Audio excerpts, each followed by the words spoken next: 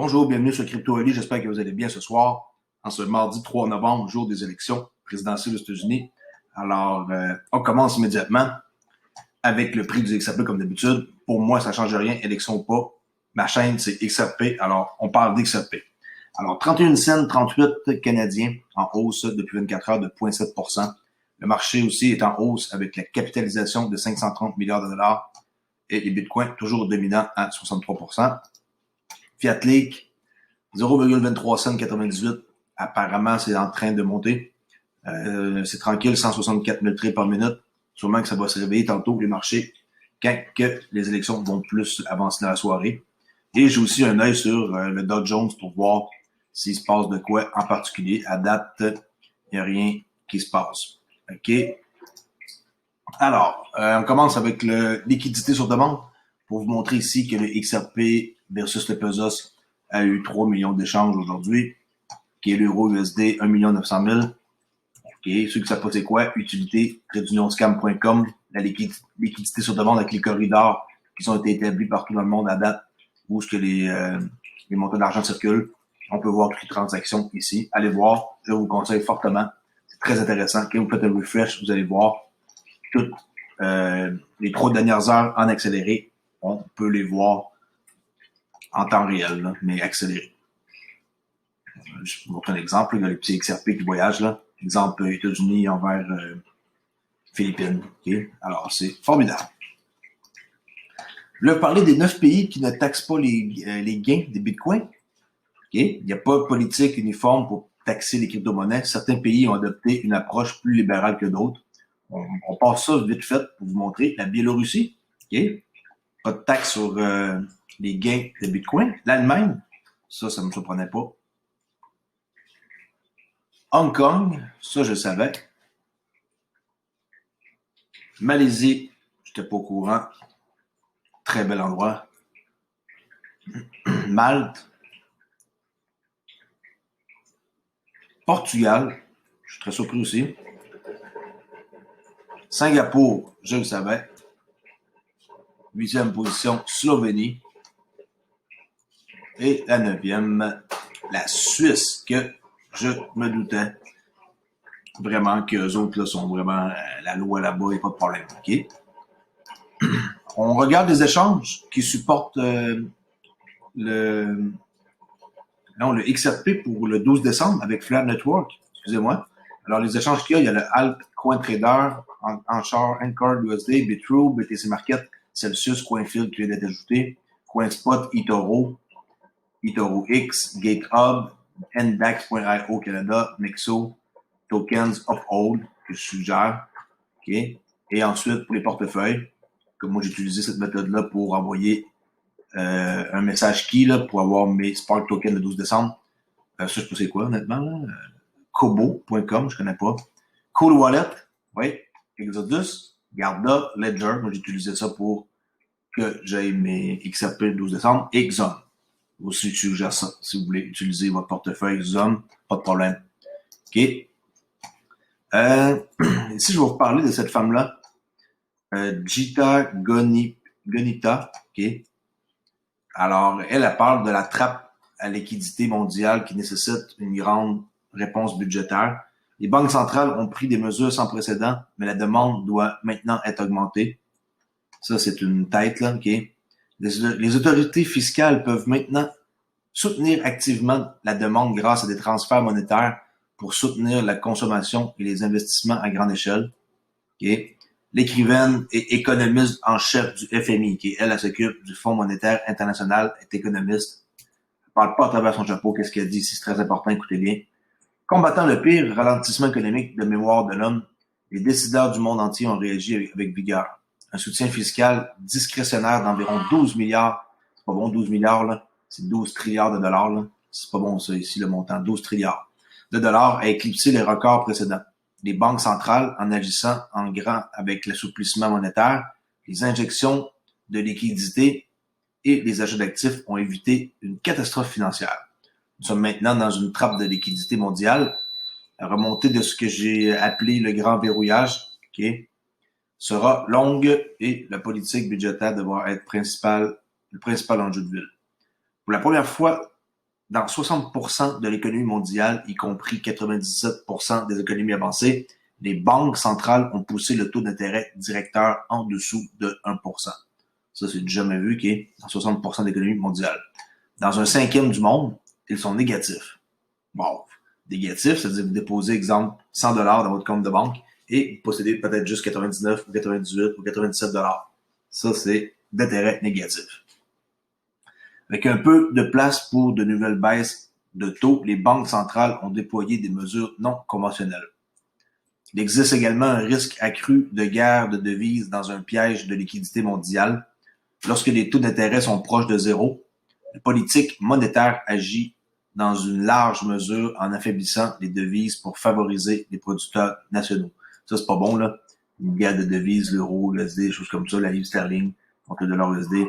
La politique monétaire a été et restera au cœur de cet effort, mais avec le monde dans une trappe de liquidité mondiale qui appelle il est temps pour une impulsion budgétaire mondiale synchronisée d'améliorer les perspectives. Alors, c'est pas n'importe qui dit ça, là. C'est vraiment une personne hautement qualifiée qui parle. Je vais parler ici de ISO 20022, okay, parce qu'il y a des gens qui me demandent c'est quoi, qui m'écrivent et qui veulent en savoir plus. Alors ici, c'est Swift, un PDF. On va aller voir carrément, pas tout le document, okay? On va juste regarder à la fin du document qu'est-ce qu'ils sont en train de nous montrer.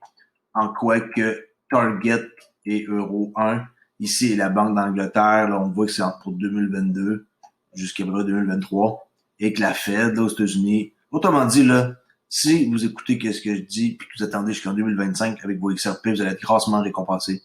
Donc, on voit très bien, là, dans un graphique plus bas, pas celui-ci.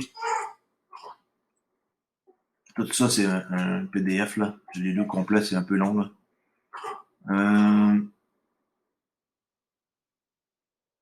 Ça s'en vient, c'est vers la fin, je crois. Et voilà. Awareness, il était au courant qui est 2020, blablabla, initiation, implémentation entre 2020 et 2021, exécution, testing 2001 et 2022, live 2022. En 2022, là, il va y avoir 80% de tout le système Swift qui va être opérationnel partout à travers la planète. Alors, 2022, c'est une bonne date à retenir. Okay? Alors, je vais vous montrer ça. C'est un que ça les intéresse. Juste aller voir ici le site de Swift, pas le site, là, mais le PDF. Programme Customer Workshop ISO 20022. Et c'est quoi ISO? C'est un schéma de message universel pour l'industrie financière. Et Ripple ont été le premier à s'identifier par rapport à ça. Et on peut voir leur site ici, là, ceux qui ne savent pas c'est quoi, ISO 20022 pour les nuls. Alors, trouvez plus d'informations ici en téléchargeant le document si ça vous intéresse à savoir c'est quoi. On enchaîne avec David Schwartz, le CTO de Ripple, qui est chef technicien officier, qui dit que le directeur de la technologie de Ripple a déclaré qu'une mise à niveau du XRP Ledger XRPL changerait la donne. Super intéressant. Alors, on a hâte de voir c'est quoi qu'il va y avoir comme mise à jour.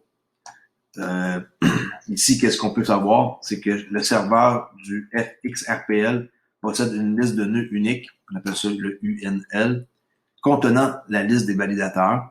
La nouvelle mise à niveau tiendra compte des validateurs qui peuvent être hors ligne ou qui fonctionnent mal en raison de la maintenance du matériel, de problèmes Internet, d'attaques ou de circonstances externes telles que des catastrophes naturelles. Le négatif UNL est une liste de validateurs de confiance que l'on pense être hors ligne ou défectueux, comme l'a déclaré un consensus de validateurs restants. Les validateurs de la liste UNL négatif sont ignorés pour déterminer si une nouvelle version du Grand Livre a atteint un consensus. Schwartz, qui dit que la mise à niveau qui peut actuellement être utilisée dans les réseaux de test, mais non pas encore disponible en tant qu'amendement au protocole XRP Ledger, qui est sur la blockchain du XRP, oubliez ça, pas tout de suite, ça va faciliter l'activation des validateurs et une plus grande diversification. Lors du choix d'un validateur, la performance n'est pas le seul critère. La compétence, l'engagement institutionnel, la redondance du réseau, l'engagement envers le réseau et de nombreux autres facteurs doivent être en jeu. Le plus grand avantage de la proposition négative de l'UNL est qu'il sera beaucoup plus facile de dire oui à des validateurs plus divers, même s'ils fonctionnent avec une seule connexion résidentielle avec une petite machine dans le salon de quelqu'un. Alors, c'est vraiment bon, là, je pense que ça va débloquer bien les affaires. Le CTO de Ripple souligne que l'UNL négatif peut également améliorer la décentralisation du XRPL. Puis décentralisation, c'est l'avenir. Alors, on va voir qu'est-ce qui va se passer avec ça. Très bonne nouvelle. CryptoWolf ici qui dit que XRP n'a pas de problème pour miner, dans le fond, par rapport à l'électricité et que les régulateurs ici, ils deviennent de plus en plus au courant de qu'est-ce que ça fait les bitcoins comme dommage. Et je crois que c'est une question de temps avant qu'ils commencent à faire, je sais pas, des amendes ou peu importe, ou ceux qui minent des bitcoins, là, parce que c'est pas respectueux pour la planète puis c'est énergivore. Ici, Ripple qui maintient toujours là, le transfert de fonds dans MoneyGram, il injecte toujours de l'argent de plus en plus. On peut voir que la société de fonds MoneyGram continue de recevoir de l'argent, des millions, là, en frais de développement de la part de Ripple. Selon les résultats financiers pour le troisième trimestre de 2020 publié jeudi, Ripple a remis 9,3 millions de dollars sur la période. Après 0,4 millions de dollars de frais de transaction et de négociation, MoneyGram a enregistré un bénéfice de 8,9 millions. Le paiement est le dernier depuis que Ripple, qui fournit plusieurs paiements destinés aux institutions financières, a investi 50 millions de dollars dans MoneyGram en novembre 2019. Ils détiennent vraiment 20% des parts de MoneyGram. Alors, c'est un bon partenaire. Au total, Ripple a financé l'entreprise à la hauteur de 52 millions de dollars pour fournir des liquidités sur demande, comme par exemple, ici, là, qu'est-ce que je vous ai montré, des liquidités sur demande, c'est ça, okay, le ODL. Là. Alors, tout ce qu'on voit ici, c'est ça, la liquidité sur demande. Depuis 2018, MoneyGram est devenue l'une des plus grandes entreprises à déclarer publiquement qu'elle pilotait XRP dans ses services de transfert de fonds. Okay? Et pour ceux qui ne savent pas, MoneyGram, c'est quoi? C'est une société américaine qui transfère de l'argent, okay, qui est basée aux États-Unis, puis le siège social est à Dallas, et au Texas. Il dispose d'un centre d'opération à Saint-Louis, au Minnesota, et des bureaux partout dans le monde. Leur action aujourd'hui est à 4,77 $ au Nasdaq. Et regardez ça, comment est-ce que ça l'a déjà coûté. Ça a déjà coûté 286$ l'action de MoneyGram avant que ça crash là, en novembre ici, là, en mai 2006, excusez-moi. Okay. Alors, il y a eu un crash ici, puis après ça, le prix est vraiment resté pas cher. Alors, pour ceux qui ont confiance, puis qui veulent investir dans MoneyGram, à ce prix-là, 4,77$, c'est un très bon deal. OK. Ici, sur paiement, à aider les entreprises à choisir des options de paiement plus rapides, on voit ici que la valeur pour les paiements global d'ici 2025 devrait être de 18 trilliards de dollars. Très impressionnant. Je vous montre un document ici là, que j'ai trouvé. 4,4 trilliards de dollars devraient être fait pour cette année là, pour la valeur de la monnaie digitale en paiement. Hein, des chiffres comme ça, 18 trilliards ici, comme je l'ai dit, qui devraient être fait en paiement d'ici 2025. 50% de toute la population là, du monde vont utiliser des porte-monnaies électroniques d'ici 2024. Ça, c'est solide comme information. Vous imaginez, une personne sur deux va utiliser un porte-monnaie électronique d'ici 4 ans, 3 ans. Donc, on est déjà en 2021 quasiment. Là. OK. Alors, je tenais à vous le mentionner parce que c'est une bonne information à savoir que 50% des gens vont avoir des porte-monnaies électroniques et souvenez-vous de ça parce que c'est ça qui va arriver. Ici, Ripple qui introduit la ligne de crédit. Oui, ça fait déjà à peu près un mois, OK, qui est en bêta pour financer les paiements transfrontaliers. Ripple a une solution de blockchain d'entreprise pour les paiements a annoncé le lancement de la ligne de crédit, un nouveau service bêta sur RippleNet qui permet aux clients d'utiliser la liquidité sur demande. Je le répète parce qu'il y en a qui suivent pas toutes mes vidéos et qui peuvent être nouveaux sur la chaîne. Alors, avec ça, ils peuvent prêter de l'argent aux institutions. Les institutions bancaires, après ça, ils ont juste besoin de rembourser à faible taux. Alors, ça leur permet de se procurer des capitaux et de demander des paiements pour faire leur truc le transfrontalier à l'échelle internationale avec l'actif numérique XRP. Les institutions financières peuvent tirer parti de la ligne de crédit et utiliser le XRP pour effectuer des transferts transfrontaliers instantanés à faible coût. Ceux qui utilisent le ODL, qui est sur RippleNet, ODL, je rappelle, c'est ça ici, et liquidité sur demande de même, peuvent acheter des XRP auprès de Ripple, ligne de crédit. Les clients sont facturés sur commission, sur un montant emprunté, sans frais cachés, et peuvent recevoir des approbations plus rapidement par, dans le fond, un moyen traditionnel. Cela ouvre également la possibilité d'utiliser le capital libéré des comptes préfinancés ou d'investir davantage dans leur entreprise pour atteindre des nouveaux marchés. Okay? Alors ça, c'est vraiment bon. Ligne de crédit, je pense que c'est un bon coup là, pour eux en 2020. Ça ici, un document de 2018 que je vais vous montrer. On croit que la capitalisation des marchés pour la monnaie numérique a passé de 1,5 milliard de dollars en 2013 à 436 milliards. Alors, on voit vraiment là que il s'est passé quelque chose là en 5 ans. Même affaire pour ici, bon, on voit là en 2018 qu'ils leurs gros clients, Google Venture, Santander, Standard Chartered, Accenture, Seagate, SBI Group en Asie, leurs plus gros clients. Leur bureau ici, qui est par tout le monde. Ceux qui ne connaissent pas la tête dirigeante, c'est lui, Chris Larsen, CEO Broad House. Ensuite,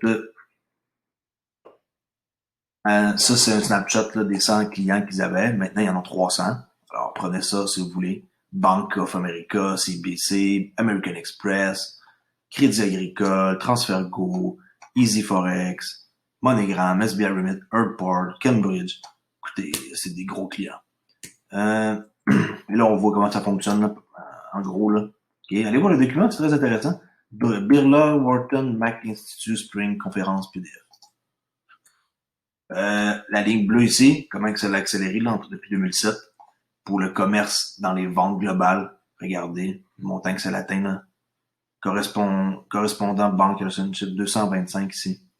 Alors, ils font juste augmenter leur nombre de clients et en rouge, eux autres, ça diminue. Autrement dit, on voit que les banques, les relations, taxes à baisse, puis ici, le commerce des ventes augmente en billions de dollars.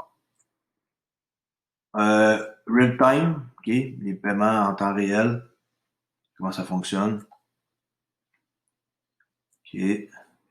PromptPay, FX, qui est un très gros client avec Santander ici pour l'introduction des paiements comme ça avec le téléphone, application. 40 et plus relations globales avec les banques centrales, les régulateurs, les politiques, Bank of Angleterre, Arabie Saoudite, autorité des marchés là-bas. On voit ici Amazon, Uber, Seagate, avec des paiements ici qui font. Comment ça fonctionne, c'est très très simple. Hein? Il n'y a rien de sorcier là-dedans, c'est juste un bridge XRP. Quand on comprend c'est quoi la fonction, un bridge, ben après ça, tout le monde peut l'utiliser à sa guise. Et ça s'arrête là. OK. Twitter ici, avec X Anderson, qui déclare que 60 millions d'Américains posséderaient de la crypto-monnaie. Lui, il pense que c'est plus, que 90% d'eux possèdent moins de 0,0001 Bitcoin, là, ce qui est minime. Là. Tout le monde en possède un peu, mais il y a des quantités infimes. Et là, on peut entendre ici Brian Brooks, qui a quelque chose à dire par rapport à ça que je vous fais entendre à l'instant. Désolé, pas de traduction en français, là. Il n'y a pas de vidéo là-dessus sur YouTube. Second change I mentioned earlier is the decentralization of finance, or DeFi, powered by blockchains and other distributed ledger technologies, the rocket fuel for which is crypto. Le rocket fuel pour la crypto, qui est le gaz pour les fusées, là, vous voyez, c'est lui qui le dit de sa bouche, là. Alors, lui, il faut le prendre au sérieux, c'est le contrôleur aux États-Unis de la monnaie, là, l'OCC, okay? Lui, qu'est-ce qu'il est en train de faire? C'est lui qui fait tout en sorte que la crypto, ça l'avance. Change. It could be tectonic. Il reste juste à mettre une charte claire et nette, puis que les banques vont utiliser pour pouvoir sécuriser les fonds des gens qui vont déposer de l'argent à leur banque. Et le tour va être joué, et avec l'approbation de la SEC pour réglementer XRP. They can scale. Blockchain technology is to the financial system what the internet was to libraries and post offices. Regulators and incumbent service providers, all of them, need to get ahead of this or be relegated to economic history. The change is real. It may have taken a little bit more time than we thought, but it's now here and it's large. About 60 million Americans own some form of cryptocurrency, and more than a quarter of institutional investors hold crypto assets in their portfolio. Total market cap of crypto, last time I checked, is between $350 and $400 billion. As a financial regulator, whether I like this or not, I can't ignore the increasingly important aspect of crypto in the world of financial services. This means banking. And I say banking because blockchain fundamentally is a banking technology. It records transactions. It enables the exchange of value in the same ways that bank clerks and Wells Fargo stagecoaches once did in the 1860s, except blockchain enables this activity to occur instantaneously with backups throughout the network, and network participants constantly validating and checking the exchange of information. Voilà. Alors, c'est dit, il faut prendre cet homme-là au sérieux. Grâce à lui, il était chez Coinbase avant, et maintenant, c'est lui qui contrôle la monnaie aux États-Unis. Ici, Ripple qui sont maintenant disponibles dans l'application Cleaver. J'ai été la télécharger tantôt sur mon téléphone. C'est vraiment intéressant l'application. Regardez, on voit ici une transaction là. Ce serait très simple. Là. Vous voulez acheter des XRP, qui me balance ici, qui est très simple, efficace. Alors, ceux qui veulent utiliser Cleaver, je le conseille. Je trouve que c'est très facile à utiliser. Puis, ça pourrait être un outil que je vais utiliser dans mon futur proche. Voilà, un exemple de transaction et le montant était déjà envoyé. Là, vous parlez des jetons non fongibles, les NFT, là, que le monde commence à s'intéresser beaucoup. C'est quoi? Un jeton non fongible est un type spécial de jeton cryptographique qui représente quelque chose d'unique. Les jetons non fongibles ne sont donc pas interchangeables.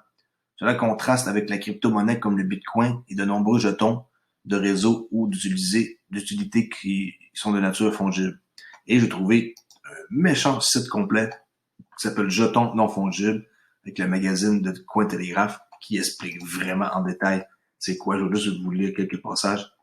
Alors que le monde de la crypto s'agite sur Bitcoin et d'autres crypto-monnaies, un autre type d'actifs numériques gagne discrètement sur le terrain. Des cas d'utilisation passionnants de jetons non fongibles surgissent tout le temps. Ils sont même présentés comme l'avenir de l'industrie du jeu, de l'industrie de l'art et dans même des cas comme l'immobilier.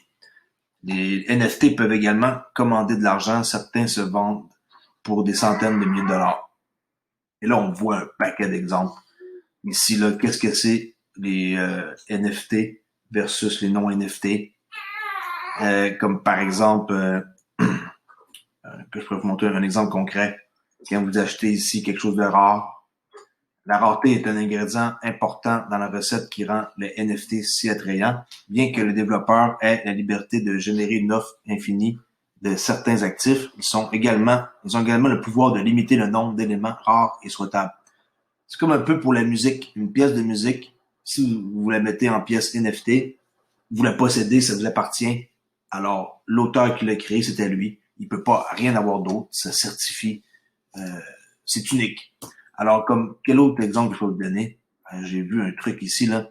Que peut représenter un NFT? Un objet de collection, œuvre numérique, un ticket pour un événement, un objet en jeu, un objet dans un univers virtuel, un atout au monde réel, tout ce qui précède. Moi, je pense que c'est tout ce qui précède. Okay. Oui. Les NFT peuvent être utilisés pour représenter toutes ces choses, et bien plus encore. Ils ont le potentiel de moderniser le marché lucratif des objets de collection, d'éliminer la fraude dans l'industrie du divertissement, d'ouvrir de nouvelles possibilités dans le jeu et de permettre à quelqu'un de posséder un actif réel situé à des milliers de kilomètres. Pourquoi que c'est intéressant les NFT? La possession, on peut les transférer puis c'est authentique. Devinez combien, exemple, vaut comme ça ici, ce dragon-là. Donc, on peut dire le chiffre avec une réponse. Un autre cas ici, les arts, les artistes numériques, les objets de collection, les jeux, ressources virtuelles, identité pour les propriétés. Les NFT pourraient numériser tout cela et nous donner un meilleur contrôle sur nos données. Alors,